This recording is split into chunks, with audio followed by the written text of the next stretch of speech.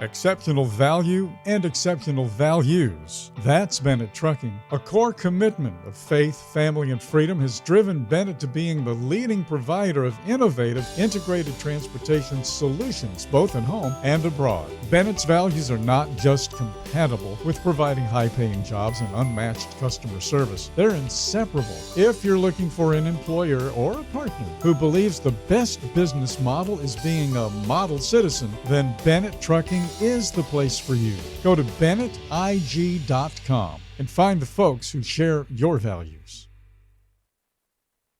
There are precious few nonprofits in the trucking industry, and even fewer that make a tangible difference in the lives of professional drivers. So thank goodness for the St. Christopher Fund. Since 2008, over 4,000 over-the-road semi-truck drivers have turned to the St. Christopher Truckers Fund when a medical issue took them out of work.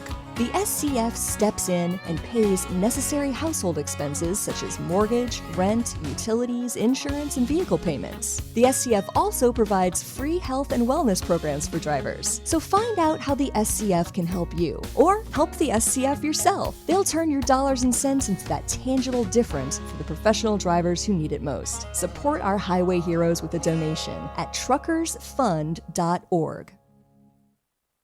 Back to Road Gang Radio with Jimmy Mack, Lindsay Lawler. Give me a minute, y'all. I'm coming. And you, because if you're listening, you're in the gang. Take it away, founding member Phone Master Dre. That I can do, and you are in the gang, because this is Road Gang Radio yet again from good old Fastboard Studios with your host, Jimmy Mack. Thank you, Phone Master. Of course, as always, on this particular day, we take care of maintenance, both of what is under the hood and what is under your chest. Mm-hmm. A little bit of maintenance matters, and now Highway to Health. Let me tell you about Joe Primo. Oof. He is an international speaker, an author, and a commentator. He has served on numerous boards. He's a graduate of the Yale Divinity School, and he's the author of What Do We Tell the Children? Talking to Kids About Death and Dying, a former hospice chaplain and the former CEO of Good Grief, a children's bereavement organization serving New Jersey and Metro NYC. His TED Talk, by the way, if you haven't seen it, well, maybe you should probably check that out. Grief is Good provides a new model for living with loss. Joe has appeared on CNN, the New York Times, NPR, the Chicago Tribune, The Hill, Fox, and elsewhere. In other words, he's the CEO of Grateful Living, a global community at the forefront of gratitude and joy. They've been at that gig since 1969, the moment I actually entered this world, and he's a leading voice on building resilience in the face of adversity. And this time of year, I couldn't think of a better person to welcome to our show other than by telling you guys to go to grateful.org. Joe Primo joins us this morning. Welcome, and I'm grateful that you are here. Joe Primo! Hey, Jimmy. Good to meet you. So glad to be with y'all. I am incredibly pleased to have you here because gratitude is not joy. Gratitude is not deliriously happy. Gratitude is a place of reflection followed by realization. Can you kind of talk about its health benefits, what it can do for us, not just in regards to our daily presence, but how we treat ourselves in that present? Yeah. It's a great question, and I think people don't realize that there are enormous health benefits to living gratefully. I think, Jimmy, there are two points here to make, and I'll unpack them for you for a little bit. So the first is that gratitude changes the neural pathways in our brains, which is pretty amazing because it changes how we see and respond to the world around us, and of course that matters because our thoughts affect our health. And then the second piece is that these positive changes to our neural pathways lead to tons of health benefits because the mind-body-spirit connection associated with our vagus nerve, which I think your listeners will appreciate because the vagus nerve is the superhighway from the base of your brain all the way to your gut, and it includes like tons of on and off ramps to all of your vital organs. And the neural pathway piece of this, the real neuroscience, is quite fascinating. There's this neuroscientist, Dr. Josh Brown. He performed MFRIs on a whole bunch of people who were motivated by gratitude and not guilt and obligation when completing a task. You know, it's the holiday season. Perhaps some of our motivations are guilt and obligation right now, but how might things be different if we're motivated by gratitude? Well, Dr. Brown saw in the MFRI that there was greater neural sensitivity in the medial prefrontal cortex of the brain. And while I don't know exactly where that is in your noggin, it's kind of in the front, I think. But more importantly, it's where our learning and decision making occur. So gratitude changes how we see and respond to the world. There's another doctor too, out of University of Oregon. Her name is Christina Carnes. She also used the MRIs with slightly different findings, right? So she saw that the changes to our neural pathways in the brain increase our enjoyment of giving to others. So when we practice being grateful in our lives, we actually become more charitable to others. Another way of saying that is when we practice gratitude, that makes us good, kind people and not jerks. And then on the vagus nerve benefit of this, like the health benefits of it, again, this is the super highway from the bottom of our brain all the way to our gut. And it reinforces this idea that I think as humans we've known for a long time, that there's real mind, body, and spirit connection. And if we practice being grateful, we're going to see tons of health benefits. And in real tangible ways, I'll just list off a few. The first is going to decrease stress. It's going to improve mental health. It's going to decrease blood pressure. And as a result, it's going to improve cardiovascular health. And lastly, it's going to decrease depression. Of course, how we experience these benefits depends on how we choose to show up to our lives and navigate both the good stuff and the ugly. And I really appreciated, Jimmy, how you said this isn't about toxic positivity, and that's right. Life is too hard for us to try to sugarcoat it. So gratitude is actually not an attitude. It is a practice. It is a muscle that we need to train. Silver lining life and trying to clean up all of the suffering that we experience, well, that's not going to get us very far because that's not real. And what we're talking about here in both the neuroscience and how do you practice it, ultimately it's a way of being. It's not something that you can just turn on and off when it's convenient. If we're serious about experiencing the benefits, both the health benefits, the spiritual benefits, and the mental health benefits, then living gratefully has to be the way that we walk through the world. I think you could say, Jimmy, that the science of gratitude says that gratitude is the asphalt on our superhighway to good health. Did you like that metaphor? I very much so. I like the way that I like the way that rolls. It rolls very, very nicely. It takes us to all kinds of wonderful possibilities as well. I wanted to ask you a specific example because and I feel positive about what I'm going to tell you. I don't know if it falls under the category of gratitude, and I wanted to use my question as a way of opening up to kind of show us what is gratitude and what is not gratitude, because there's some things that aren't gratitude that are wonderful. And there's some things that are not gratitude, as you pointed out. Toxic positivity is not gratitude. Always looking on the bright side of life isn't always what people think it is. So my father is elderly. He's 83 years old. He has undergone kind of a great health transformation in the last couple of years, which has allowed him to get out more. Unlike the rest of my siblings, don't have children, which means my schedule, while incredibly busy, makes for a little more room to maneuver since I've been back in New Orleans setting up these studios over here. And it gives me a little more time with him. And when my siblings take him grocery shopping, it's not that they don't want him to enjoy himself. It's just that they have a schedule and a life and children to kind of get back to. I have a little more time to play with. So we go grocery shopping together, and he's just having the time of his life because he loves a grocery store. He knows everybody, shakes hands, likes seeing everybody. And at one point, he just stopped, and he looked at me, and he said, I'm so grateful for all my children. I'm grateful for you as well. But he said, I'm just really happy on this particular day that there is no sense of a clock, that I can just be here as long as I like, and really thankful for that. And Joe, I looked at him, and I said, Dad, there is a ledger if we're playing that game, and I know you don't, there's a ledger that is so filled, I could do this every day for the rest of my life, and I never Mm. square it. And we had this moment in the middle of this really busy Saturday grocery store where it's like, okay, we got to move on. Guy, things are happening here that nobody's comfortable with. But I'm kind of asking what he experienced in that moment of reflection, and then what I had in thinking when he said that to me, being vulnerable to me. Are those both examples of gratitude? Do they fall into that category? And if not that, can you kind of give us a really kind of hefty definition of gratitude in its essence? I love it. Thank you for sharing that story, Jimmy. I think that is a beautiful example of what gratitude is, right? It wasn't just a thank you. Hey, son, thanks so much for taking me to the store and, not hustling me through it like your annoying brother does all the time and it constrains my diet. I think true gratitude is reflective. The research and the science also says that how we experience some of these benefits is when there is a reflective component to it. And it's when we go deeper. It's not just a shallow thank you. It's here's what this means to me. Here's why you matter. Here's why our relationship matters.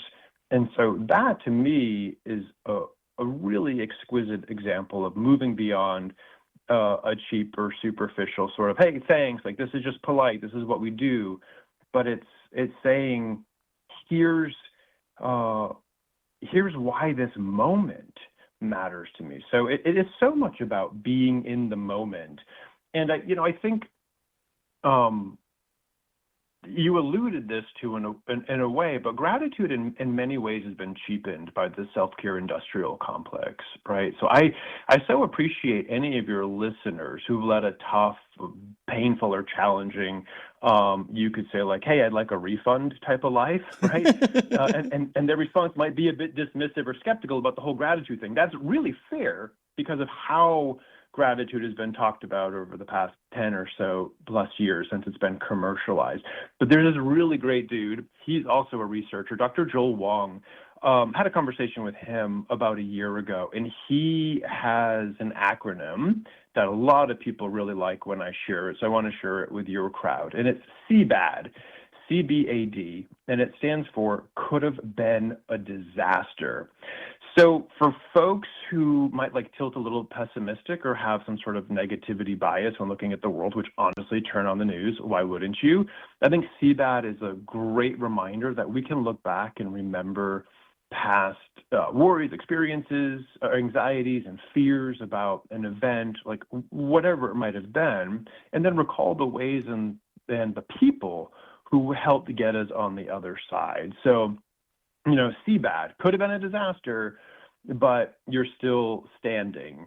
So I really like to speak to our pessimists in the crowd because this is really important for them too. But you asked me to define gratitude, and I think that there's not necessarily a clear-cut definition, but there's a perspective that I think really matters, that the richness of gratitude is not actually a list of all the things that you're happy to receive in life. Of course, all those things matter, but life, again, is filled with so much hardship and suffering. But if we want to be transformed by gratitude, if we want to form these new neural pathways that I was talking about, and if we want to show up differently to life as a result, well, we can't do that by staying exactly the way we were or the way we are. We have to evolve. And so I think it is a moment-to-moment experience, like you were naming with your dad in the grocery store. It's like really tuning in. It's really appreciating. And this what I like to think of as a true deep gratitude, it ultimately boils down to an awareness that we exist in an interdependent web of relationships, that we rely on one another, right? Your dad was saying that he relies on you, and you acknowledge that you had a laundry list of reliances on him too. And so I think that means that when we have this type of awareness, it changes how we show up for each other. It changes how we see each other and how we respond to and care for each other. And this is a practice that can exist in our every single day life as we're building this gratitude muscle. You just said you were at the grocery store. Right? What were you doing? You were getting food. Well, I guess, Jimmy, you and I have a thing in common. Neither of us are farmers. Like, we can't feed ourselves. We rely on other people, including those people who transport our food to us. So I think, like, mighty thank you to our listeners, right? Like, there's this whole interconnected web that every aspect of our lives is codependent.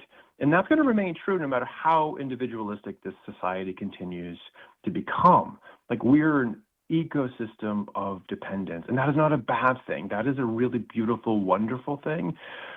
We need each other, and we all matter. Like, that is a fact. And when we can express that to each other, like that beautiful example of you and your dad, that's where the magic happens. That's how we begin to show up to our days and to our lives a bit differently. I wanted to ask this as a kind of a secondary thing. Often we will kind of be in a flow state, something really kind of, magical happens. People are working well, they're finding their purpose and all that kind of stuff. And we won't be aware of it. At some point, we'll catch ourselves in a moment and realize that something is happening.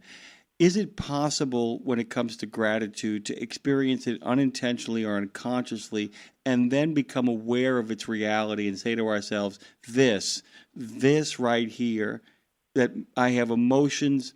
I'll give you a dumb example. You literally get caught in the rain. It's cold. It's just been a disaster. And you finally get inside of a house someplace and it's warm and somebody gives you a cup of soup and you're sitting there and you're just so thankful in that moment. It goes back to your could have been worse. Can you like be in the middle of that and go, wait a minute, what I'm feeling right now is the emotional component of gratitude, and that I need to be aware of it in order to maximize what it can do in regards to helping me move forward through dark clouds, in this case, literally like rain. I don't ask that expecting you to say yes. I don't know. Can you be unconsciously grateful and then become conscious of experiencing it? Oh, I think 100%. I think it's a great example, Jimmy. I think that's how we live a lot of our lives. It's when we are aware and we tune in, it's easier to recognize these codependencies that I'm talking about. It's easier to be like, oh, I have clean water, and that is such a gift. I got gas in the tank and money in the bank as we're going down the highway, right? Better yet, air in the tires, right? Yeah. So there are ways in which it's obvious and we can tune our attention in. But I think oftentimes if we're living into the moment and living into our lives, and we're just tuning into ourselves and the feelings that are coming up for us. And I don't mean this in a woo-woo way. I mean this like in a real straightforward, like, be your authentic self. How are you feeling right now? How are you navigating this moment? What does it mean to have this bowl of soup in front of you and to have your bones warmed when you're cold and you're damp and you're cranky and slightly homicidal, but ooh, that little, I'm thinking like a white bean Tuscan soup just like soothes the soul. Right? My producer just broke into a big smile. White bean Tuscan soup. He also must be Italian. Fantastic. Yes. And when we appreciate that moment, that increases our gratefulness. And I'm sorry, is that not what life is about? To have these experiences and these moments in which we can just say, damn, it's good to be here. It's good to be alive. And especially to arrive at that metaphorical soup after a hard, long day. Did you remember that book? It was short and it was just full of, one paragraph per page. And it was like, the book of awesome. And one of them said that moment when you accidentally fall asleep on the couch and it's a little chilly and somebody who loves you just drapes a blanket over you. And and each paragraph ends with the words awesome. And there really is a sense, it's almost like these micro moments that nonetheless feel awesome in the literal definition of the word, where it's kind of like everything that is wonderful about being alive hits us in the singularity of that Tuscan soup or that blanket or that dad who turns to you and says that thing. I mean, that's kind of it, isn't it?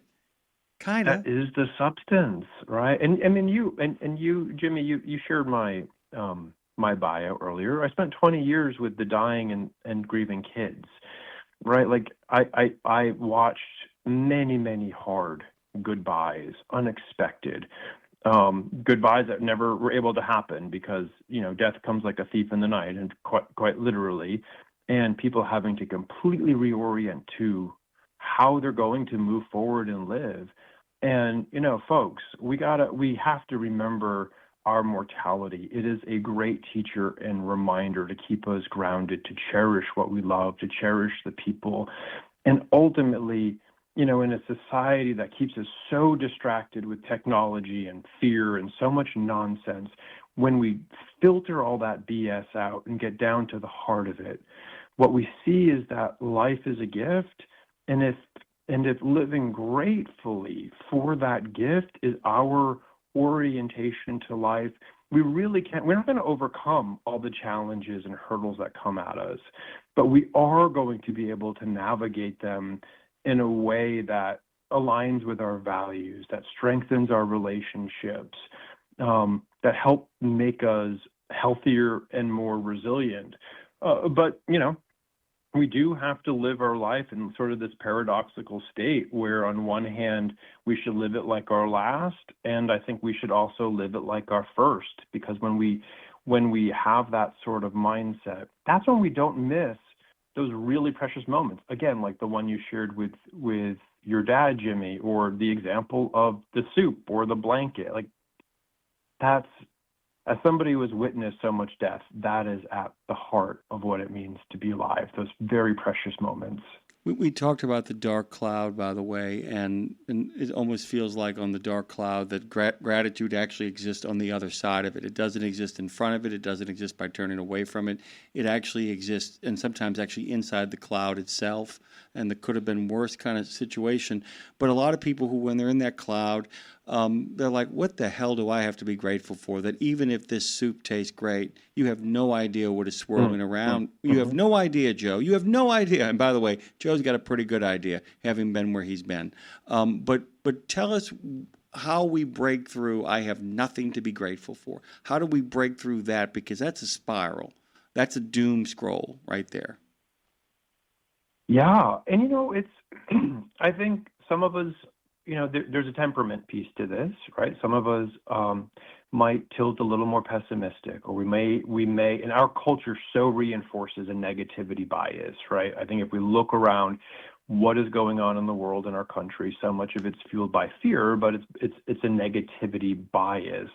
And it's really important to name that and say, hey, wait a sec, is this how I want to live the life that I'm living? And how do I break that habit that I'm getting into when I'm just like getting swept up in that discourse, that narrative, that group think, no matter, where you are, in any sense, religiously, politically, whatever, and whatever's going on in your little community. I would think, I think, Jimmy, my challenge to folks like that would be like, hey, think bigger. Just you need your telescope on the situation is too hyper-focused. Like, you're using a microscope where you should be using a telescope, rather. You're alive. That is an incredible gift.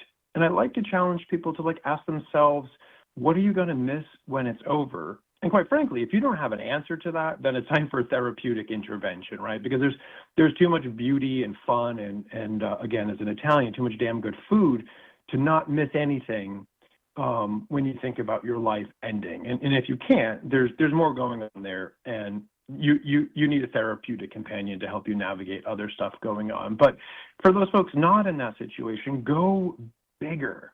And again, of course, life is full of suffering and it's hard, but that's also why practicing gratefulness really matters in our day-to-day life, because it prepares us. Again, this idea of it being a muscle to train, it prepares us to navigate the hard stuff with an openness and an open heart, and to help us recognize, even though not everything is working all the time or working well, that maybe there are still a few things that are working in life during a grueling time. So I like, Jimmy, your cloud analogy. Like sometimes we're just in the throes of it. And I think you're right. For many of us, and for myself, I tend to do better with a hindsight perspective on gratitude. Sometimes it's really hard for me not to misuse my imagination and fuel anxiety. So it's probably true for a lot of other people. But when you're in the moment, and again, this is what makes it a practice, right? You don't learn the piano by just downloading an app and just, tickling a few ivies and hope it's all going to work out and you're playing show tunes by the time your friends show up tonight. It takes a lot of work and a lot of time. And so we've got to practice gratefulness. And one way we break through that dark cloud is with this really simple practice that we teach here at Grateful Living. It's called Stop, Look, Go. And it's so simple that you might dismiss it, but it's actually incredibly transformative. So if you have a negative thought, if you're feeling anxious or fearful, or, not the negative stuff, the good stuff, like, oh, you almost hit a deer on the highway, but you didn't, you missed it, and you didn't take anybody else out as you were like dodging the thing. Or you see a beautiful vista, like some gorgeous mountain in the distance, or you're going through the prairies, like whatever that is, just stop. And of course, for your listeners, I don't mean literally, that would be bad. But pause into the moment and just acknowledge it, right? Again, just like your dad did in that grocery store, Jimmy. And then the next step is to look. So take a moment to absorb that moment. Use your senses. Like they're rich ways for engaging your sight and smell and taste and touch and listening. Just tune into your body and just look around for the simple things. Again, I mentioned earlier, maybe it's clean water, or it's electricity, or it's gas in the tank and money in the bank, a decent friend, a kind helper, whatever it is, just name it. And so when we do this second step of looking after we've paused, what we're doing is we're becoming seekers. We're becoming seekers of what's good in our life, what's sustaining us. We're acknowledging this interconnected web that we are fully enmeshed in. And then the last step here is to go. So what we mean by that is like seize the moment, enjoy it if it's beautiful and wonderful, allow it to change your perspective and to shift your thoughts. Not like necessarily, oh, now you've got to be positive, but to just change your perspective. Like, yeah, this is really hard, but there's also this other thing here, because the beauty of life is it is never, ever black and white. It is seldom one thing or the other. So again, going back to my former work, when I was with dying patients, when I was with kids who have lost a parent or a sibling, there was a lot of grief, a lot of pain, but there was also a tremendous amount of joy. And that is the gift that life gives us, that it's never just one thing all the time. If we are looking and seeking what is good, we will identify, even if it's a short recognition, and we return to that state. We go, we seize that moment, we enjoy it, we catch our breath, and ultimately, what are we doing? We're forming a new neural pathway. I hate to do this. I am so grateful for you. And if you guys head over to grateful.org, you will find a lot of the stuff that Joe has already talked about and much, much more. I can't thank you enough for making the time. And I actually, in this moment, am grateful that you actually could make time for us at this very busy time of the year. Joe Primo has joined us, and we are so thrilled to have had you here. Really quickly, one quick holiday plan, something really quick before Dre starts playing that music and runs me off the stage. I'm just going to be with my people. I'm going to eat a lot of food. And now that I mentioned that white bean Tuscan soup, that could happen. I think I planted a seed for myself. And Jimmy, such a joy to be with you. Thanks for your questions. Thanks for this time. And thanks to all those people who were bringing me all of my Amazon goods and my food.